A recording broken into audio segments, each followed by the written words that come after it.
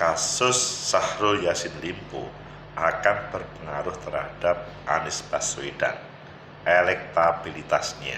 Kata Pak Surya begitu, tapi kata pengamat tidak. Hal ini tidak berpengaruh terhadap elektabilitas. Bagaimana menurut kalian? Apakah memang ini berpengaruh terhadap elektabilitas pada Anies Baswedan, Muhaimin Iskandar, atau malahan akan menjadi pemenang? Menurut analisis saya,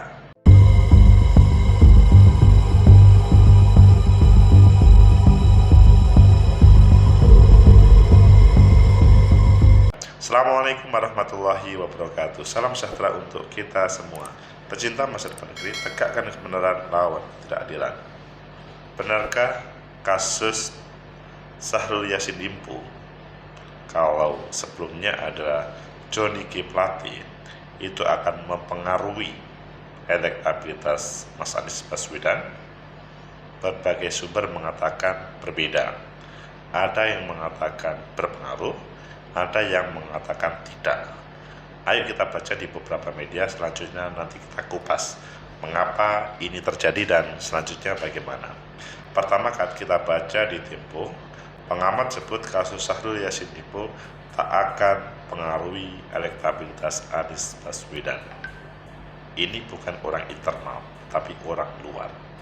Kemudian kalau kita baca di Liputan 6, Surya Paloh sebut kasus mentan Syahrul Yassin Limpo pasti akan pengaruhi elektabilitas Anies Baswedan Muhaimin. Hal ini juga sama yang disampaikan di viva.go.id. Surya Paloh akui perkara Syahrul Yassin Limpo pasti berpengaruh ke elektabilitas Anies. Kalian pilih yang mana? Ya kita pilih semuanya, tapi kita berangkat dari yang pertama dan kemudian yang kedua. Tempo, pengamat sebut kasus Syahrul Yassin Limpo tak akan pengaruhi elektabilitas Anies Baswedan. Pengamat politik Adi Prayitno menilai skandal rasuah politik Partai Nasdem Menteri Pertanian Syahrul Yassin Limpo tak akan mempengaruhi elektabilitas pasangan Anies Baswedan dan Muhaimin Iskandar selaku calon presiden dan calon wakil presiden dari koalisi perubahan. Koalisi yang dibentuk oleh Partai Nasdem, PKB sama PKS itu tidak akan terpengaruh. Elektabilitas Mas Anies Baswedan itu katanya tergantung pada mesin politik, bukan karena kasus. Bukan isu korupsi elit politik, elit Nasdem, karena Anies bukan kader partai. Kata Adi ketika dihubungi Tempo, jadi karena bukan kader partai Nasdem maka itu tidak berpengaruh, tergantung mesin politiknya. Oleh karena itu Adi mengatakan kerja tim dan relawan pasangan yang diberi nama Amin itu harus maksimal, terutama kata dia di basis suara yang selama ini agak lemah seperti Jawa Timur, Jawa Tengah, Jawa Barat, Bali, dan lain sebagainya. Kerja tim dan relawan harus maksimal. Syahrul terjerat kasus korupsi yang ditangani KPK. Sebelumnya Syahrul Yassin Limpo ya kita tahu ada proses di KPK, percuat dari Menko Polhukam Anies Baswedan, mencuat dari Prof. Mahfud MD yang menyatakan telah mendapatkan informasi bahwa Syahrul sudah ditetapkan sebagai tersangka dalam kasus ini. Bahwa dia Syahrul ditetapkan atau sudah ditetapkan tersangka, saya sudah dapat informasi malah sejak kalau eksposnya itu kan sudah lama, tapi resminya ke tersangka itu sudah dikeluarkan lah, kata Mahfud, usai acara program pendidikan Lembaga Ketahanan Nasional di Istana Negara. Jadi munculnya bukan dari KPK, malahan dari Menko Polhukam. Mungkin orang protes semuanya hal ini. KPK sendiri belum mengumumkan secara resmi penetapan Syahrul Yassin Limpo sebagai tersangka. Akan tapi mereka telah menggeledah rumah dinas Syahrul di Jakarta dan rumah pribadinya di Makassar. Tim penyidik KPK juga telah menggeledah ruang kerja Syahrul di Kementerian Pertanian. Anies Baswedan sendiri bungkam saat ditanya dampak dari kasus terhadap elektabilitasnya. Dia hanya tersenyum kepada wartawan, cukup dengan senyuman. Kalau di misalkan di FIFA, Surya Paloh akui perkara Syahrul Yassin Limpo pasti berpengaruh ke elektabilitas Anies. Ini adalah disampaikan ketika Ketua Nasdem ini mengaku perkara yang menjerat Syahrul Yassin Limpo berpengaruh terhadap pasangan Anies Muhaimin. Pastilah ada pengaruhnya. Namun seberapa pengaruh itu, ia meyakini masyarakat juga masih punya harapan terhadap duet Amin. Ya, berpengaruh, tapi masyarakat masih punya harapan. Nah, harapannya kalau lebih besar atau lebih kecil, yang menggaungkan gagasan perubahan. Nah, itu yang kemudian tidak menjadi head dan judul.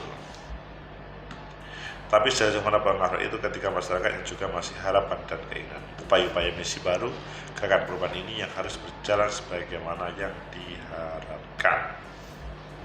Walaupun menegaskan pihaknya akan menghormati dan mendukung penegakan hukum yang dilakukan oleh KPK. Pecinta masa depan ini tegakkan kebenaran, lawan ketidakadilan.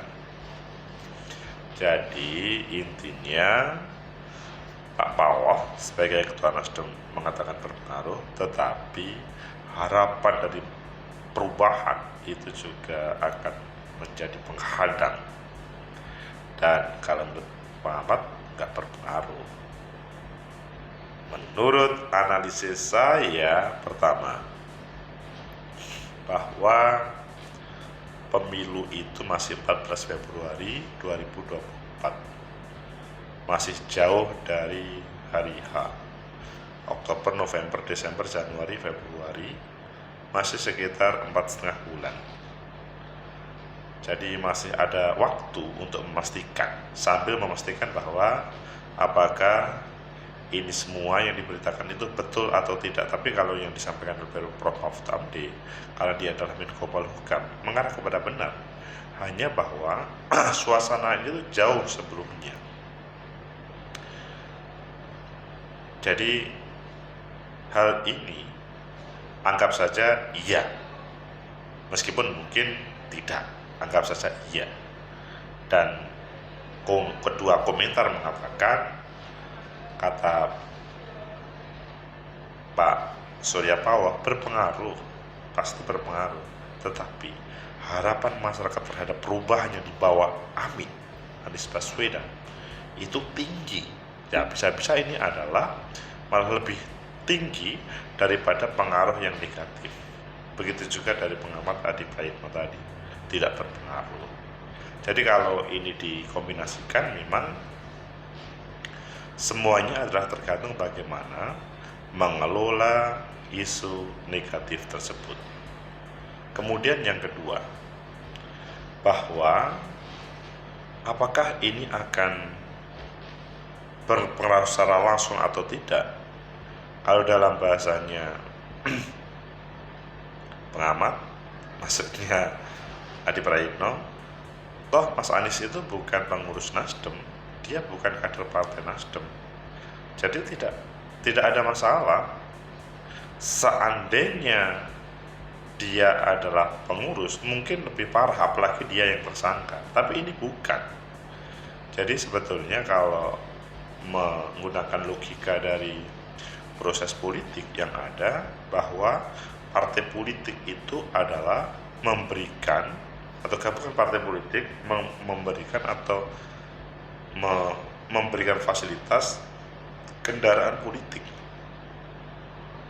Adapun sesudah didaftarkan di KPU pada 19 Oktober sampai 25 November, maka hal itu sangat tergantung pada masing-masing partai ataupun timnya, atau masing-masing partai, masing-masing calon atau timnya, tim yang serius.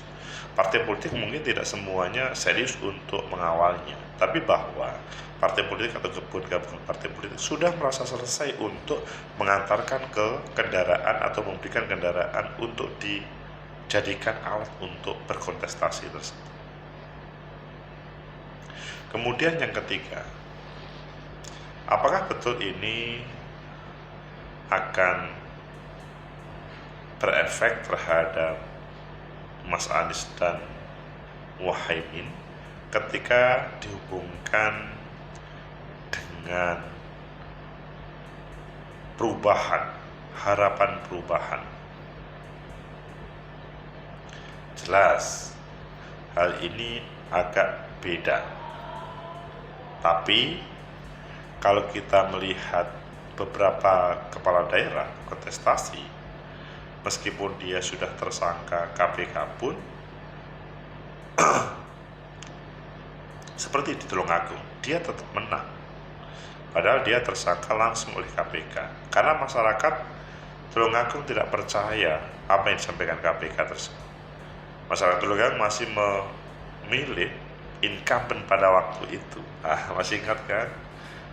4-5 tahun yang lalu di Tulungagung, incumbent bisa menang meskipun tersangka KPK karena masyarakat tidak percaya. Begitu juga seperti keberadaan Mas Anies ini. Seandainya isu yang muncul adalah ini adalah dekriminalisasi, dizalimi, maka masyarakat tidak percaya terhadap hal itu dan akan berakibat dukungan terhadap Mas Anies yang besar. Tapi sebaliknya, kalau misalkan ini serius dan tidak ada semacam klarifikasi dan bahkan kemudian Mas Anies adalah bagian dari proses itu, akan berpengaruh besar. Semoga bermanfaat, semoga menjadi inspirasi bagi kita semuanya. Kita lihat 14 Februari 2024.